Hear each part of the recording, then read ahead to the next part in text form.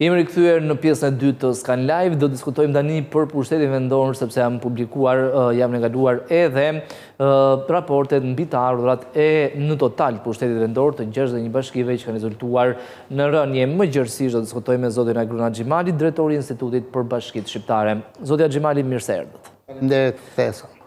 Ka arsye që mund të shpjegohet rënja, në total janë 253 milion euro në arkat e bashkive, por vjetre një rënje krahasuar me vitin e kaluar. Lajmi jo i mirë, në fakt kur e shikon 253 milion janë shumë, por fakti që ju raportoni në përqindje dhe pse është ullët në fakt tregon që duhet një analizë shumë e thellë për të analizuar këtë fakt, cilët janë arsye, ka kemi faktin dhe po 22 milion euro më pak.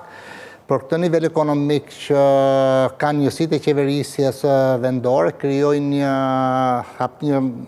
grop, le të themi, të konsiderueshme që shoqërohet me mungesën e shërbimeve, sepse bashkitë i kanë planifikuar ato para për t'i mbledhur, i kanë planifikuar për t'i shpenzuar në fushat të ndryshme. Fakti që nuk i kanë, çfarë do ndodhi? Do shoqërohet me mungesën e shërbimeve, me mungesën e investimeve. Pra, në përmbledhje nuk është një lajm shumë i mirë, ka pasoja, por duhet të analizojmë cilët janë arsyet në fakt dhe dhimbja më e madhe është pse mungojnë në arkën. Arsye kryesore, zotja Xhimali, është rënja e ardhurave nga taksa lokale, me rreth 26 milion euro. Pra, disa zëra të tjerë kanë regjistruar rritje dhe totalin e bëjnë 22 milion euro rënje, por me theksuara ka qenë pikërisht të ardhurat nga taksat lokale. Mund themi, nuk e di nëse mund të ketë lidhje edhe me këtë aksion që ndërmori qeveria shqiptare gjatë verës, por në analizën time, pasi kam parë raportin edhe duke diskutuar dhe me kolegët e mi para se të vija në emision të këty, ka disa arsye. Para që niveli ekonomik atë që mund të lidhet dhe me ndërhyrjet në lërimin e hapësirave publike, çka do të thotë, po një pjesë, apo se të informojnë qytetarët, bëhet fjalë për raportin 8 mujor, jo për... Po, patjetër. Kështu që fakti që këto 2 muaj bashkitë nuk arritur të mbledhin të ardhurat, mund të jetë se ajo pjesa tyre, ajo kategoria tyre bizneseve, të cilët janë kryesisht ato që kishin baret e restorantet, çadrat, hapësirat publike, tashmë që janë shembur, kanë kriju pamundësi për të vazhduar pagesat për bashki. Kjo është një arsye. Një arsye tjetër, sigurisht lidhet dhe me parfrenimit atyre bizneseve që janë në vazhdimsi, por që kanë në pritshmëri që edhe ato do shenë, pra fatin atyre që janë... Që patën edhe ato. Pjesa tjetër lidhet pa diskutim dhe me disiplinën financiare brenda bashkisë, me evazionin fiskal, lidhet me faktin që a ka mungesë vullneti kjo kategori e bizneseve, po edhe qytetarëve, se edhe këtu duhet të ndajmë. Kjo mungesa e të ardhur, ka ardhur se taksat lokale janë edhe nga bizneset dhe nga qytetarët. Pra, po i marrë këto 2 kategori kryesore, është çështje e vullnetit, pra nuk duhet ta paguaj, është i farë refuzimi, apo çështje e pamundësisë. Në gjykimin tim qëndron kjo e dyta në mënyrë të pa diskutueshme, sepse unë kam në bindjen time e njoh mirë këtë çështje që nuk ka shqiptar, nuk ka qytetar që nëse shërbimi është ofruar, po mos e paguajat tani e paguajnë, por pamundësia pastaj është i gjë tjetër. Por e fundi pastaj edhe niveli ekonomik i atyre bizneseve që mund të jetë i farë rrudhje, ka edhe një element tjetër që gjithë klima në nivel kombëtar është pak stresante, çka e bën, e frustron biznesin, frustron administratën. Problemet janë më të mëdha. Problemet janë më të mëdha, por baziket janë këto të parat. A duhet të shmangim këto? Unë mendoj që pjesa e evazionit, e disiplinës financiare brenda bashkisë mund të shmanget. Kapacitetet janë në përbashki për të shmangur këtë çështje. Ndërkohë, zotë Xhemali, në lidhje me autonominë financiare, vjojnë bashkitë tona që të jenë ende shumë të varura nga transferta që jep qeveria apo buxheti i shtetit? Shiko, mbeten ashtu të varur edhe me progresin që është bërë kohët e fundit, por fakti që krijojnë vetëm në një 8 mujor, këtë diferencë sa ishte 22 milion euro. E njëta periudhë 2 milion. Po njëta kjo tregon që këto 22 milion kush duhet t'ja kompensojë atyre? Kush e mban? E mban vetëm transferta e kushtëzuar. Le të themi, nuk mendoj që do ketë një rritje të transfertës kushtëzuar për këto 3-4 muaj, por i bie mungesë shërbime. Mungesë shërbime, por çështja është që nëse transferta qeveritare janë të limituara dhe ti ke planifikuar të marrësh vetëm këto të ardhura, me çfarë do ta mbash bashkinë. Prandaj bashkitë shqiptare vazhdojnë prej kohësh, në fakt të kenë atë modelin e bashkive kemi diskutuar, janë bashki konsumatore që konsumojnë të ardhura kombëtare dhe ato të ardhura edhe me kufizime dhe me mos realizime të tyre, dhe jo bashki që prodhojnë ekonomi, gjenerojnë vende pune, hapin bizneset të reja, ekonomia fillon... Funksionojnë tamam si kompani. Pra, në i për kufizim, ato janë organizata që duhet mbajnë veten e tyre në përmjet ekonomisë, në përmjet trejeve, vendeve të punës, dhe ato, pra, kjo tipologji që ato bashki që prodhojnë diçka organizata që prodhojnë, nuk janë aty ku duhet për hirtë së vërtetës, dhe shiko, Lidion, jo më kot në fakt, në studion të kemi diskutuar për këto problemet që ka shfaq ky model organizimi, që nga territori, që nga çështje administrative, që nga autonomia fiskale që ju me drejt më pyetje, po edhe nga sistemi zgjedhor dhe shumë gjëra tjera, bën që kjo reformë territoriale që kemi sot mos të ishte shumë, po të kishe probleme në funksionalitetin e saj, dhe më kot qeveria ka vendosur të rishikojë, të ribëjë një model tjetër, sepse ne nuk mund të qeveriset shumë në baza lokale Shqipëria me këtë lloj niveli. Unë do uroj që ato 22 milion euro të rikuperohen në fund vitit, por dyshimet më çojnë që... Po janë të nasës dhe pak kohë kanë ngela, më kupton. Ndërkohë, zotja Xhemali, në këndvështrimin tuaj është problemi burimeve njerëzore, performanca jo shumë e mirë e bashkive, ne shpeshherë kemi diskutuar për problemet, madje është dashur edhe ndërhyrja e qeverisë shqiptare, e qeverisë qendrore dhe presioni deri aty sa që kryeministri Rama tha që nëse nuk bëni punën tuaj, atëherë ne do marrim kontrollin e bashkisë. Tashti kjo qasje nuk ose më pëlqeo Lidion me qasje është të gjë, por problemi ku është? Drejtën, pra qasje është e gabuar, problemi qëndron për mendimin tim. Shiko, unë po analizoj dhe po në raportet e mia, në analizat e mia vendos shumë faktor në fakt, por vërteta është që këto 61 organizatat publike me të zgjedhur në fakt si pas kushtetut, ose kretë më regull jemi këtu. Për mendimin tim, kanë qaluar në çështjet e menaxhmentit. Kryetarët e bashkive më tepër u orientuan profilin e tyre drejt një lideri politik, se sa drejt një menaxheri qyteti. Për dikë që na djeg nga qytetarët, thotë profesor, se na lodhe me këto që se me zor bëjnë krahasimin, por diferenca është shumë e madhe, në qoftë se ti je... Bie në sy. Po, bie në sy, në qoftë se ti je personi më i orientuar nga leadershipi politike dhe ti do harrosh shërbimet publike, do harrosh organizatën, stafin tëtë, administratën që të merresh me shërbimet publike. Ndaj, ku do të thënë, pavarësisht se ka një peshë shumë të madhe politike, por kryetarët e bashkisë janë më tepër menaxherët e qyteteve të punëve publike. Këtu nuk ka funksionuar mirë. Pjesa tjetër pastaj është që në analizën time them, pra jemi ke faktorët të brendshme të organizatës.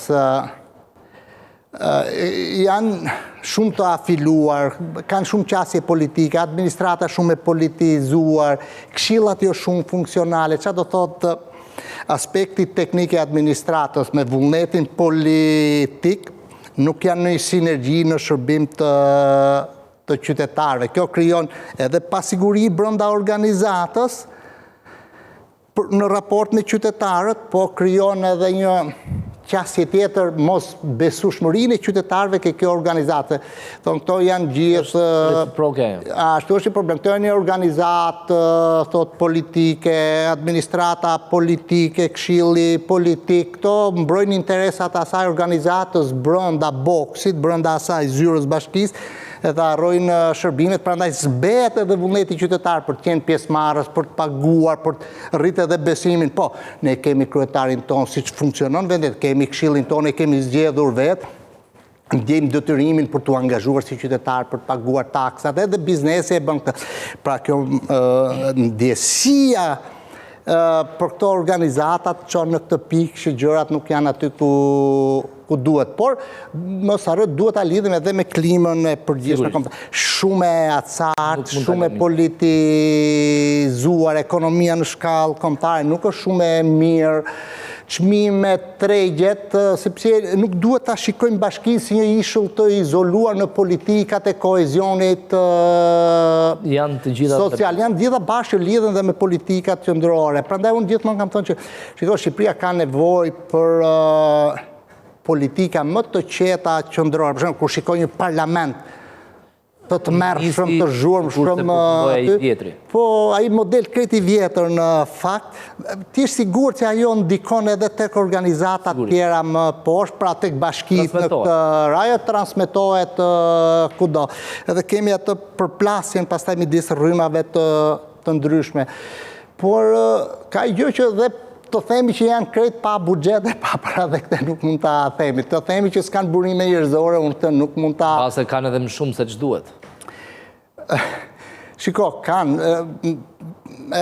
Aktualisht mund të kenë rreth 39.000 punojës për 61 bashki, çfarë do thotë që nëse bëjmë një analizë në raport me produktivitetin e shërbimeve, tregon që nuk kanë funksionuar, ose pra unë s'du ta përdor fjalën dështim kështu për të qenë kështu shumë i shëndetshëm nga ana gjyqësore dhe organizative për bashkitë, por ti territori nuk e kontrollon.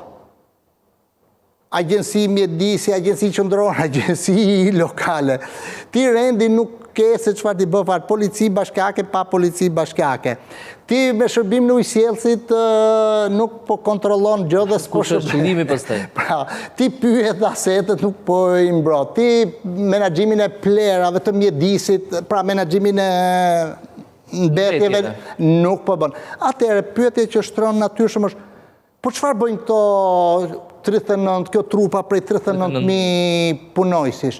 Pra, kur shërbimet më bazike nuk po performohen ashtu si fakti që buxheti, pjesa më e madhe e buxhetit bashkive shkon për paga, rreth 75-10% paga, sigurime shoqërore, shpenzime administrative dhe i pjesë shkojnë për pjesa më e madhe shërbime. kam përshtypjen duhet ishin për të shkonin për investime. 20% ne kemi raportuar si institut nga ato dhënat e Ministrisë së Financave.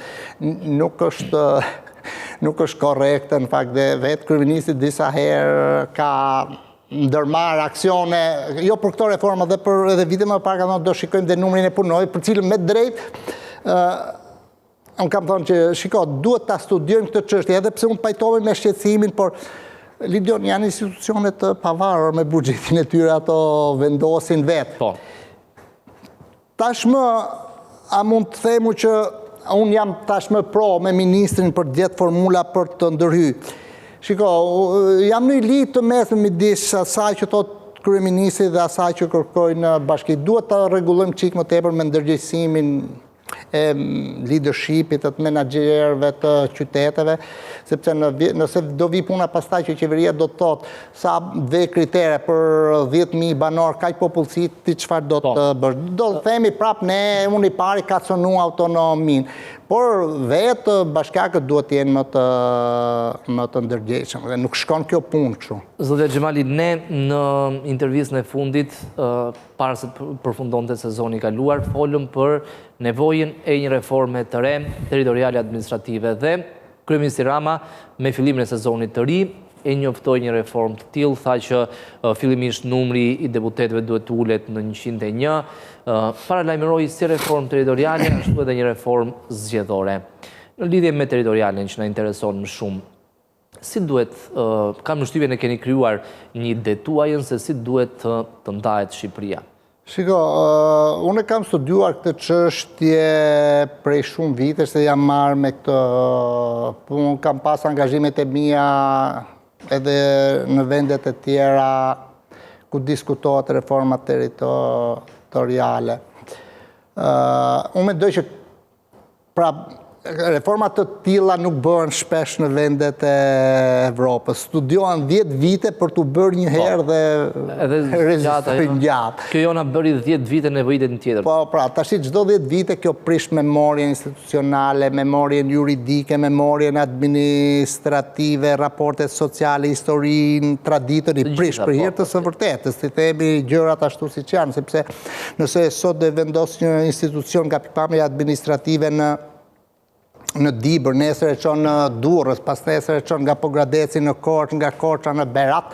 Tashti të gjitha këto kanë pasoja tek qytetari, se ai do i marrë shërbimin. Megjithatë, unë jam pro të rishikimit e bërjes së një reforme, edhe pse kam 10 vite, kam pas një konsistent duke kritikuar që nuk funksionon mirë. Nuk më pëlqej gjuha që përdoret në disa studie që thonë ne na duhen 24 bashkia, më kuptoj, një thot 12 bashki, një thot duhen 99. 12 bashkia synon të drejtojë qytetin. Po, pra, nëse bëjmë kështu vetëm bashki për qytetin, po çfarë ngel pjesa tjetër. Shiko, në shkencën politike dhe administrative nuk ekziston një numër absolut që justifikon një reorganizim. Si për afërt, po sigurisht. Në qasjen time, unë i përkas një fakti që ne mund të zgjedhim një model.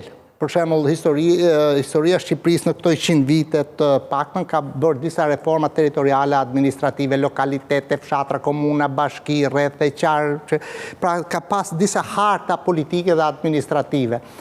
Unë sot gjykoj që janë mundësi të hapura që mund të shkojmë në një model bashkish me bazë rreth nga pikpamja administrative, vetëm mbështes këtë dhe arsyetoj pse duhet, por mundet të kemi edhe modelet të tjera. Pra, e gjithë çështja është mos shkosh ke numri, zgjidh modelin. Kush model në të gjitha aspektet i shkon Shqipërisë, pra ka nevojë 2.4 milion shqiptarë t'ju shërbehet në nivelin bazë. Kush e kontrollon këtë territor prej 28.000 km², sa njësi qeverisjes vendore, me çfarë pushteti duan ato, me çfarë ekonomie duan ato, sa janë të zgjeruar në territor. Censusi i 2023-shit tregoi që kishim një rrudhje shumë të madhe të popullsisë, probleme me demografin, por momentalisht ne jemi sot gati 2 vite pas këtij censusi, po fundin e vitit të ret, të dhënat nuk tregojnë që ka një farë elasticiteti demografik që themi, por ne kishim 2.4, por në 2023, po në 2025 kemi më shumë se 2.4. Kjo po t'ishte kështu, po mendonin qasje tjetër. Është e kundërta, çfarë do të thotë që këto të dhëna na shërbejnë për një analizë shumë të mirë për të gjetur një model.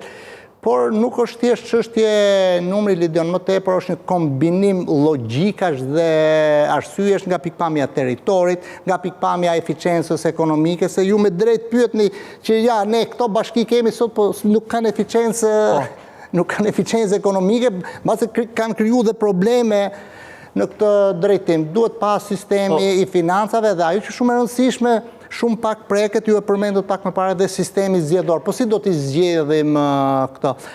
Edhe këtu duhet pra reforma re, po i përmend gjitha këto në studion tuaj që duhet t'i marri parasysh këto sistemet territoriale, administrative, financiare dhe zgjedhore për nivelin e qeverisjes parë, shumë të ndërtuara të analizuara mirë. në qoftë se duhet bëjmë një reformë që përja 30-40 vite mos ta prekim edhe të krijojmë qëndrueshmërinë e bashkive, por mos harrojmë që duhet edhe pak kujdes me pa edhe për nivelin e dytë të qeverisë vendore që janë këshillat e qarqeve. Ato nuk u përfshi, nuk qenë pjesë e reformës në 2014, por mendoj që duhet të përfshihen. Teorikisht, zotja Xhimali, funksionon që një qytet mos ketë bashkinë. Për shembull, marrim shembull, nuk e di, Kavaja me Rogozhinën, apo Tirana me Vorën, ose me Kamzën. Funksionon që bashkia tjetë në kryeqytet në Tiranë edhe për këto qytete që janë afër, por që deri tani kanë pasur bashkinë e tyre. Shiko, në aspektin menaxherial, financave. Po, qytetarët për hir të vërtetës Lidion e duan këtë status quo, unë e provova, e kam provuar gjithë jetës në fakt, por në reformën 2014 që edhe ato qendrën e komunës, ato e donin. Edhe sot, po t'i pyesësh, po t'i lesh me zjetë që a e doni që Shëngjeli tjetë komunë vetë, a thonë, po, shumë mirë e duam, a e doni Petrelën, po, ne shumë mirë e duam, a doni Rubikun, bashki, po, e duam. Kjo është e vërteta, këte nuk e fshe. Por tashmë ne jemi në një qasje krejt tjetër, por a mundet të shkojmë në këtë variant? Ju përmendet të dy raste shumë tipike dhe shumë të mira që ushqejnë edhe qëndrimin tim. Për shembull, ju përmendet Kavajën dhe Rogozhinën. Dikur Kavaja dhe Rogozhina ka qenë një rreth, një pamje administrative. Ato shumë mirë mundet të funksionojnë në një ndarje të tjetër, për shembull, Kavaja e Rogozhinë mund të jetë një njësi territoriale. Shkojmë tek Tirana, se këtu është gjithë problemi tjetër. A dini ju që rreth e Tiranës, deri në vitin 2000 kanë ekzistuar koncepti rretheve administrative. A dini që rreth i Kavajës përfshinte Tiranën edhe Vorën, edhe Kamzën. Çështja është fare e thjeshtë. Cili është vullneti politik? Është tjetër punë se çfarë bëjmë ne ekspertët, se ne bëjmë analizën e territorit, të marrëdhënieve, mënyra si është zgjeruar Tirana, sepse sot Tirana ka 600.000 banor, por nëse i shtojmë dhe ja 400, po them, i 100 Kamza, që po le themi, edhe ja 50 Vora, 150, kur Tirana menaxhoi 600, pse nuk menaxhoi ka 700, po qartë, edhe këtë argumente sjellim. Çështja është që vin ke pala tjetër, që edhe ky është një model, ke vullnet ta bësh një Tiranë të madhe, një metropol. Shumë mirë bëhet për mendimin tim, nuk ka asgjë të keqe. Gjithë gjëja pastaj është që brenda kësaj organizate, kaq të madhe, sa do jesh ti aftë të mbulosh shërbimet në Kamës edhe në Vorë, se do ndodhi pikërisht e njëjta gjë që ndodhi me 61 bashkitë, që kryeministri Rama i kujtonte kryetarit Elbasanit, në Elbasan, se mos harro thosë bashkitë kanë dhe zona rurale, pra çto thuash tash të kujtosh që ke territor, ke edhe fshatin që duhet kujdesesh. Pra, tash ti kjo që edhe pak filozofi edhe qendrore në fakt që kujdesu për qytetin se ai është imazhi, harro pjesën tjetër, por kjo nuk është qasje strategjike shumë e mirë, sepse po i le të disavantazhuar, po s'ju a bëri jetën fitim prurse nga ato ekonominë rurale, ato do zgjedhin dy rrugë, do ta braktisin, miru pafshim, edhe janë drejt në tyre, do vinë në qendra urbane, ose do marrin rrugët dhe s'do kemi kush na prodhoj ekonomi rurale. Kjo është humbje më e madhe sot që po e vuajmë të gjithë. Pra, nuk ka rëndësi sa bën të madhe, unë jam dakord, hajde ta bëjmë Tiranën kështu. Por, a do jesh në gjendje të gjejmë rregullime tjera që ato qytetarë të Kamzës apo të Vorës mos të ndjehen të përjashtuar. Lidion, e vërteta. Minimumit marrin shërbimet. Jo, shërbimet duhet i marrin pa minimum me maksimum isoj si ai që jeton ke Skënderbeu, përfaqësimin do ta keni isoj si gjithë të tjerët në fakt, se kjo është demokracia, pra kur shërbimet shpërndahen njësoj, pavarësisht se ku mund të jetosh ti në një fshat të Suedis, i ke akseset e të drejtat njësoj si ai që jeton në Stockholm. Kjo është Evropa, këto janë vlerat sociale, ekonomike dhe politike të Evropës. Ka kuptim kjo lloj ndarje, ose mund të shtoj dhe i tjetër, Librazhdin, e duam Librazh edhe Prenjas, apo mund të bëjmë rrethin e Librazhdit një bashki që të ketë dhe Prenjasin.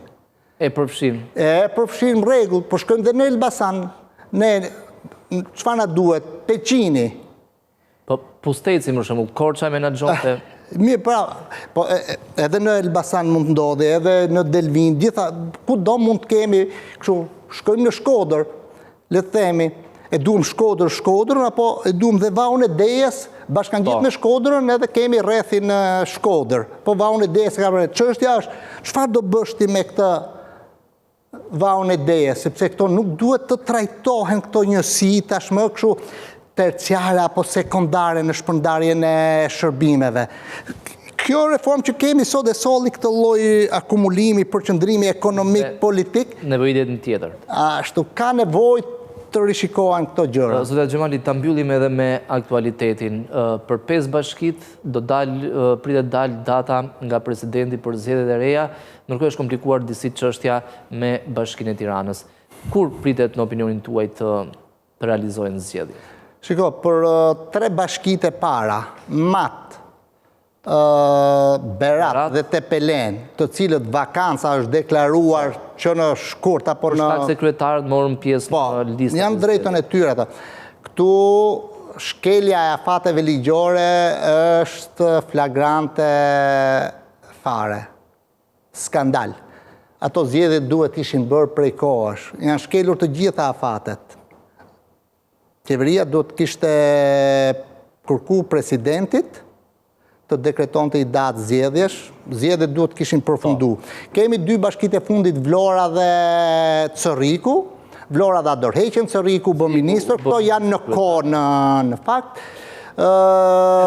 Ju e tha Tirana e ka këtë kompleksitetin për faktin sepse kryetari i bashkisë në arrest e kanë kimuar kushtetuta, legislacioni, i gjithë rregullimet ligjore japin të drejtë për të ankuar dhe sa kohë s'kemi vendim të formës prerë në Tiranë nuk mund bëhen zgjedhje. Pra do presim kushtetuese. Do presim kushtetuese. Për 5 bashkitë e tjera, presidenti i Republikës është në të drejtën e tij, po them, nëse i ka shkuar kërkesa nga kryeministri, mund ta dekretoj që sot datën e zgjedhjeve dhe mund të kemi zgjedhje në këto 5 bashki, nëse i shkon sot presidentit apo i ka shkuar dje, jo më parë se 30 ditë, jo më vonë se 45 ditë nga kjo periudha. Nga data, le të themi sot, kësaj jave, le të themi, nuk e di çfarë do ndodhi. Gjithsesi presidenti ishte në Asamblenë e Përgjithshme të OKB-s, nuk e dim nëse është kthyer apo jo, por në momentin nëse është kthyer, është brenda pra në qoftë se ka marrë njoftim nga sekretari i përgjithshëm i Këshillit të Ministrave relacioni që kemi 5 vakanca na duhet datë zgjedhjesh, presidenti nuk e pengon absolutisht asgjë ti dekretoj në këtë lloj periudhe, çka do thotë ne jemi në fillim të tetorit, mund t'i bij gjatë nëntorit, mund bëhen zgjedhje. Për 5 bashki po flasim. Tirana është rast Tirana është rast me vete. Zotja Xhemali, faleminderit që ishit në studio. Faleminderit juve.